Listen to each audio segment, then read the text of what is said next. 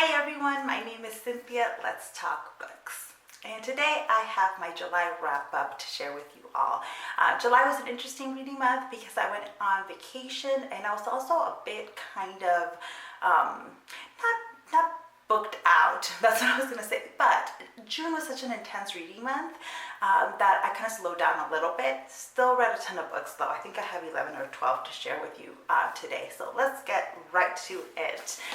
The first book that I finished in July is With the Fire on High by Elizabeth Acevedo. I did listen to The Poet X, and The Poet X was such a great book that as soon as With the Fire on High came out, I picked it up because I wanted to see what Acevedo could do with kind of a more traditional novel. This is a YA novel in which you're following Moni, who is a teenager who has a daughter. She is a teenage mother trying to finish high school and trying to achieve her dream of becoming a chef. And so you're kind of following her through her senior year in high school. And it's just so adorable. And Moni is like such a great character. You just want to give her a hug.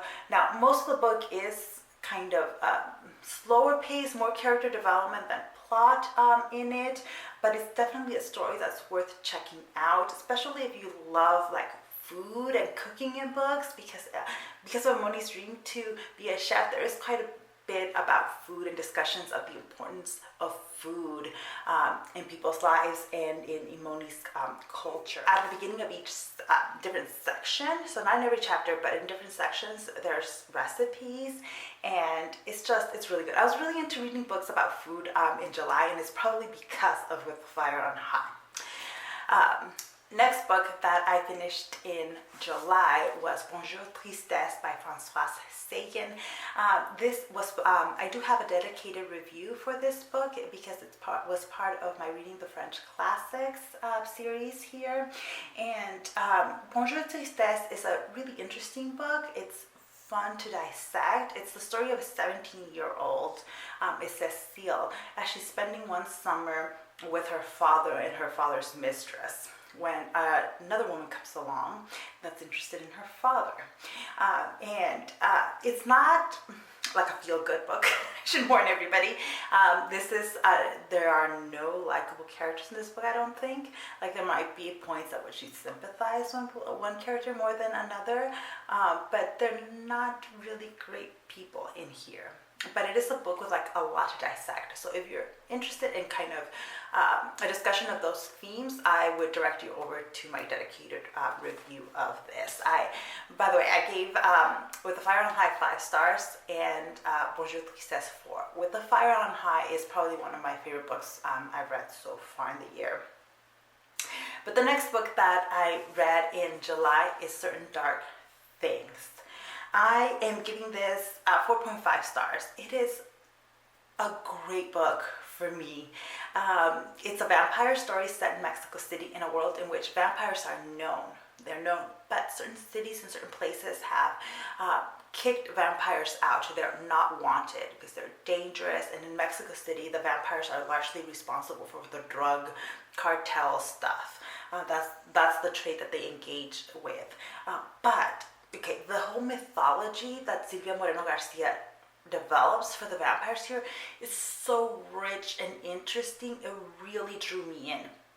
Like, the vampires have different origins, different clans, and each with its own different abilities and characteristics. The main vampire we're following in Certain Dark Things comes from a tribe connected to the Aztecs, and they are kind of in conflict with other kinds of vampires. And in Mexico City, there are no vampires allowed legally. They have kicked out all the vampires, and it's a walled city where it's very difficult to get for vampires to get in. And a large part of that was because of the violence and danger that the vampires present to humans. And part of the story is told through Adel's point of view, she is one of the Aztec vampires who is on the run, enters Mexico City trying to flee another vampire clan that has killed her family. And she encounters Mexican City, a Chilango boy, Domingo. And so Domingo becomes really essential to her, even though initially she doesn't think that he has really that much to offer. He can be at times a bit of a burden, but he becomes really essential to her survival. There are also other points of view in the story. We have a police officer that has moved from northern Mexico, where a lot of the vampire gangs have kind of done what cartels have done now, right, to Mexico City, made it really violent. And she was trying to escape that violence because she has a young daughter that she needs to take care of. So she moved to Mexico City, where she thought it was going to be safer. And it turns out it's not. And this felt like such a real story to me, partly because I've been to Mexico City and I don't know Mexico City well enough to like recognize everything she talked about, but so much of what Silvia Moreno-Garcia talks about it and the way she describes Mexico City here felt real to me, despite the vampires. And it took me back to that trip that I made to Mexico City as a teenager with my dad. And it's also a dark book, and I was really kind of wanting a dark vampire story. Not that I don't like the kind of lighter ones, but I was in need of that, and this gave me that. Silvia Moreno-Garcia is also giving us a little bit of commentary on the violence in Mexico, the drug cartels, and all that. And so this book is very gritty because it deals with a lot of those topics, but it deals with it in such a really great way. Now, the first, probably a third of the book, does have a whole lot of like telling, not showing. I think that's, but it didn't bother me because I wanted to hear more about the vampire mythology, and I was just sucked in. And once I'm sucked in, I can be very forgiving of books. But just FYI, that first kind of third of the story does involve a lot of like just explanation of things. Then once you get into the plot, things begin happening and it like moves super quickly. I like read the last probably 2/3 in like 1 or 2 sittings because I was so immersed in the story. So if you're looking for a gritty vampire story set in Mexico City, winner. This is it. All right, the next book that I read in July, I just recently got a copy of. I originally read it on ebook from my library, and then went to a talk at which Sonali was in conversation with a different romance author, and so the book is Pride, Prejudice, and Other Flavors. Sonali was fun to watch at this talk. It was at the Rip Bodice that I saw her, and I decided to pick up the book because I really enjoyed it. I gave it 4 out of 5 stars. It is using the like bones, the structure of Pride and Prejudice, which is a book and a story I really love, and really she really made it her own. Like it works without the Pride and Prejudice connection. I think this story, it's unique enough. One, she flips the roles where the kind of Darcy character is the female character in this book. Trisha is kind of the more stuck up, comes from a rich family character, whereas DJ, yes, the D stands for Darcy, is more of the Elizabeth character. DJ cares about his family. His sister is sick, and Trisha is the only one that has been able to figure out a way to help her, give her a treatment, but it's a treatment that comes with some strong negatives, and so the sister needs to be convinced. So this brings Trish and DJ into a lot of interaction throughout the story, and it's really well done. There was just one thing that I did not like about this, and that was kind of the way that the Me Too movement is brought into this, because I couldn't quite figure out what the author's attitude towards the Me Too movement is. Just based on what I was reading in the story, because there's a secret in here, right? Like in Pride and Prejudice, Darcy's sister kind of had a negative interaction with Wickham, and we have a similar theme here. And that negative thing that happens here is it's really bad. And the way the author handled it had its weird moments. Like for the most part, I could understand what she was doing with it, but then there was one section in which I was like, wait, I'm not sure what you're trying to say.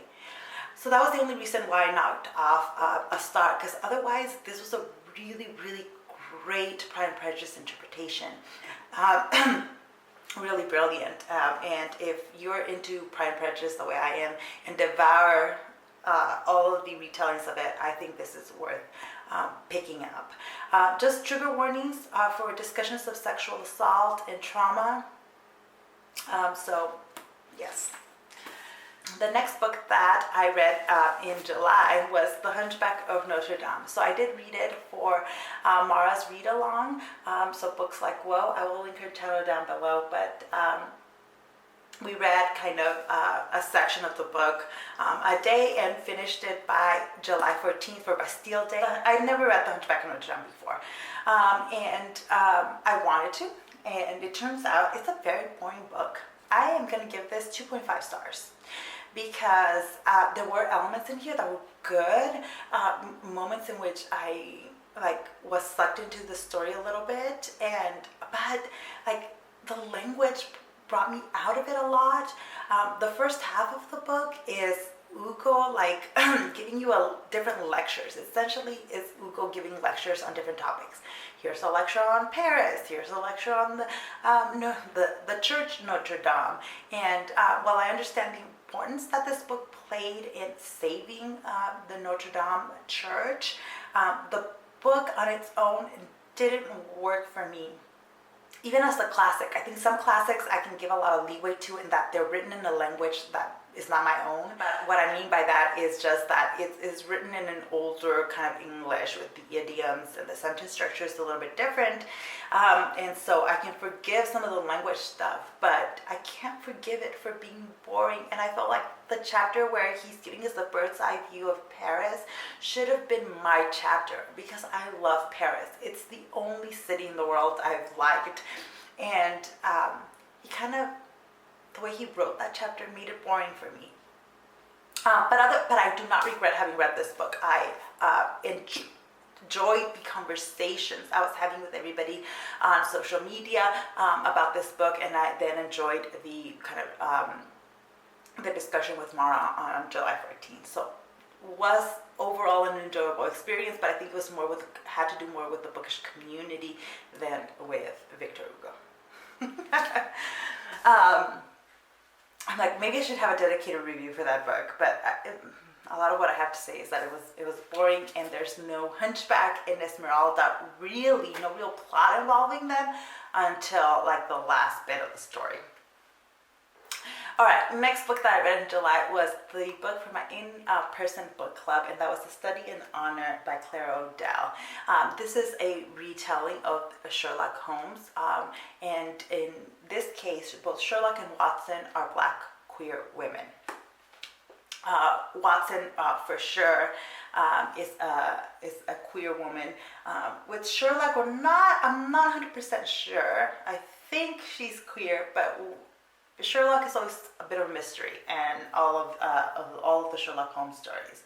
This book is also set in the near future, in a world in which there is a second American Civil War. Watson's a doctor, and this is post her service in the Civil War, and she's trying to go back to the medical profession, having lost an arm. Now, the first half of the book is really, really heavy, because we're inside Watson's head, and as she's dealing with PTSD, really intense, as she's navigating the VA, and it's making a really important point about PTSD, this book is, but I don't think it's for everybody. Like, I don't know that everybody can just jump in and start reading kind of this heavy section on PTSD. So a bit of a warning there that you might not like that. The second half of the book deals more with like the mystery. The mystery element in here was actually the weakest point, I felt like. I wasn't that interested in the mystery that they were solving, but I was really interested in this America that Odell was setting the story in, on what caused the Civil War, how it's being run. The politics of it is really interesting and yet really dark. Like, I feel like you don't want to read this book unless you're ready to go to a dark place. So, trigger warnings for PTSD, for discussions of violence, for discussions of drug use. Yeah, it is a worth reading. How many stars? I think I gave it 3.5 stars. I really enjoyed talking about it with my book club, so it's a good like discussion book, but it's a dark one. Just a quick warning there. All right, the next book that I read in July was Como Agua para Chocolate, or Like Water for Chocolate. I did read it in Spanish, so that's why I'm using the Spanish title, by Laura Esquivel. This was one of the books that I mentioned in my top 10 books of all time. And because I talked about it in that video, it made me want to pick it up and read it, because I first read this book like as a teenager or a tween probably. I read it really young, but it was a book that like my dad or my mom handed to me, and as I was reading, the experience of reading it was just like so set in a specific time and place, that I was wondering how it would hold up. And it's still a really great book for me, still one of my top 10 books of all time. But now reading it as an adult, I can see its flaws a lot more. Like, I think that if I had first read this book now and never read it as a teenager, it would have had a different impact on me, because the choices made by a lot of the characters in this book make no sense. They just don't. Like, the premise of it is that we're following this family in northern Mexico where the youngest daughter is expected to take care of the mom. She is expected to never marry and just dedicate her life to taking care of her mom. Tita, who is the main character, falls in love. And the man she falls in love comes in and he asks for her hand in marriage. The mom says, no, I'm not going to let you marry my daughter. She's the youngest and she's not going to get married. But here's my other daughter. How about her? And the idiot takes her up on it. It's like, yeah, all right, I'm in love with Tita, but I'll marry her daughter so I can be close to her. This is the stupidest decisions ever. And yet, for me, it is Laura Esquivel's writing. Like, because I read it in Spanish, I don't know if the experience is different from reading it in English, but it sucked me right into the world of Tita, into all the angst of these characters, into their terrible decision making. And then there's a lot of food involved in here, because Tita is the cook for the family, and she pours her emotions into cooking, and that's what the way I connect to this book is Tita's emotions and the way that she pours them into something she loves, and then how that affects everybody around her. So the magic in this story is still there for me, and yeah, I just loved it. But I do feel like if you hate angsty characters with terrible decision-making skills, you might not like this story. All right, the next book that I read was one of the books that I took with me on my vacation, and that is Lynsay Sands' A Quick Bite. So this is the first in a long-running series. This has like 17 plus books in it, I think. But I wanted to get, why not start a new series? This is a vampire story. It is romance, but it's got a hilarious twist. Like, it does not take itself seriously. Here we're following Lysiana, who is a vampire that faints at the sight of blood. hilarity ensues, and also some seriousness. I'm giving this 3 stars out of 5. It was delightful, perfect for reading on vacation. I think I started reading it on the flight to the Dominican Republic, and continued reading it poolside and beachside, and it was fun. I enjoyed it, and I will keep reading this series. The next book that I finished was accidentally a reread. So this is Angel's Blood by Nalini Singh, and this is the first in the Guild Hunters series. So what I mean by accidental read is that I didn't remember that I'd already read this book. I read it before I had a Goodreads account, and right before I discovered the BookTube and Bookstagram's communities. So I basically had not been tracking the fact that I read this book and that I loved it. Loved it. Urban fantasy romance. It was just like spot on. A lot of times with some romance novels, I feel like they tend to have some pacing issues, and this book, I feel like it just grabs you right from the beginning and doesn't let you go. Like, there's things happening, interesting things happening. This whole world of vampires, of vampire hunters, angels, archangels, with politics and drama and personal issues. It is just fantastic. If you are looking for urban fantasy and you've never read this one, oh my god, it is such a must. Like, I read it in one day. Granted, I was on vacation, but that's how much I was re-sucked into it a second time around. I don't typically reread books, by the way, even though this is the second one I reread in July. But this was just so freaking fantastic. Totally worth it. All right, the next book that I read on vacation was The Weather Machine, A Journey Inside Forecast by Andrew Blum. So this is nonfiction, and it's about the infrastructure that has gone into, telling forecasting, into weather forecasting. And it's really interesting. I gave it 3 out of 5 stars because I think it's just a very basic, kind of superficial look at what has gone into the making of this infrastructure. I think Blum is at his best when he brings in people and their stories and then connects them to the work that they were doing. That is when this book really, really shines. My boyfriend is actually majored in atmospheric sciences, so I read it while on vacation with him, and he used this as a jumping off point to give me lots of little mini lessons on weather forecasting. One of the things that's really essential is that weather is an important part of our lives. It dictates our movements a lot, and it puts us in danger a lot of times, and that's where weather forecasting becomes really important. Like, if we can tell that a hurricane is coming, when it's coming, where it's going to hit, it can help save a lot of lives, and our inability to know those things can hurt a lot of lives. So the book makes a really good case for why this stuff is important, but the actual mechanics of some of this is rather superficial. So if you know a lot about kind of weather forecasting, weather science, this will feel like a super fluffy throwaway book. On the other hand, if you don't know anything about it and are looking for a way into some of these topics, this is a pretty good one to pick up. The next book that I read in July was Take the Lead by Alexis, Daria. This is a book that I've had on my Kindle for a while, and I didn't know if I was going to pick it up on vacation, but I ended up picking it up.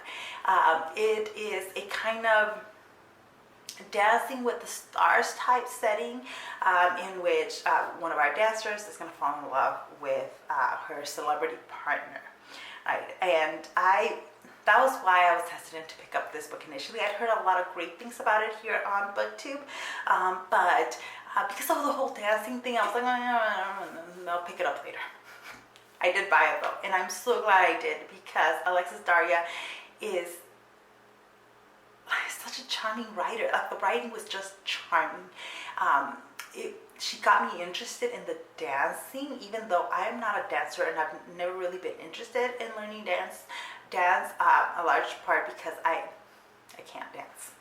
But she sucked me into the story and into the people. So we're following Gina, who is Puerto Rican and is focused on her career, right? She is one of the professionals on a Dancing with the Stars type show, and she's just using this as a jumping off point for her career. But she's been very insistent. She doesn't want a showmance. She wants to be taken seriously, and so she has made the producers promise that they will not try to make any fake romances with her, at least as part of the storyline. Except this time she is partnered with Stone, who is on a reality TV show of like the family surviving in Alaska. And they just click. And it's so freaking charming.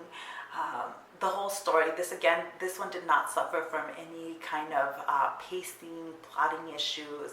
I'm giving it 4.5 out of 5 stars. I think the end was wrapped a little bit too easily, in that Stone loves Alaska, doesn't want to leave Alaska, and she is a woman dedicated to her career and is not going to give up her career. And the way that some of that conflict is resolved, I thought it was a little bit too fast, too easy.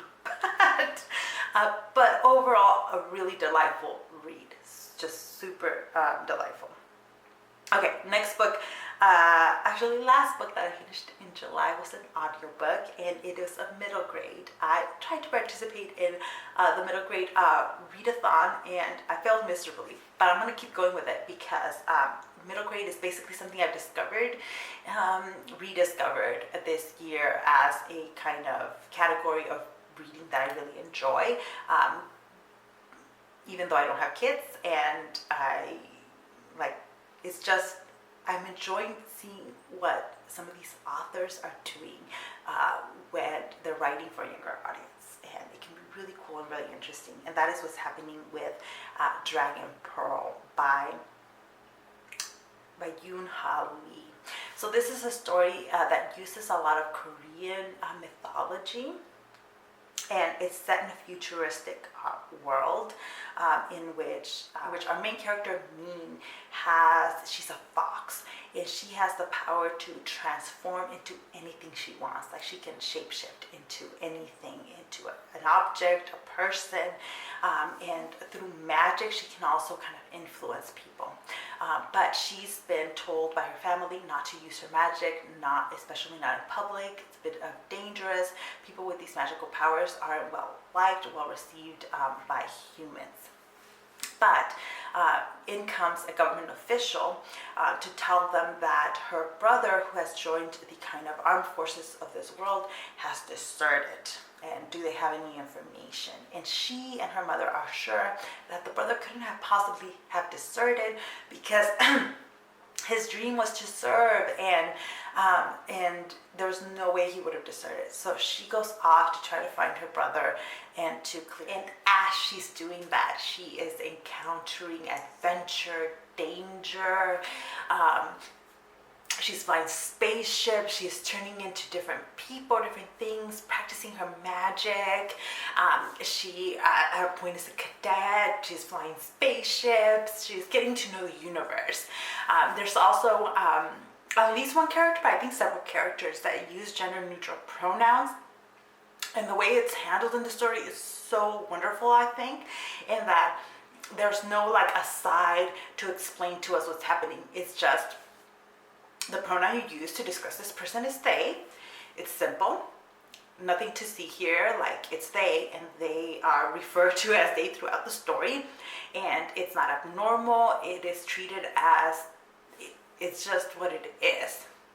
And I thought that was so beautifully done, and something that would totally make sense, I think, for a young reader, that, hey, that's just what it is.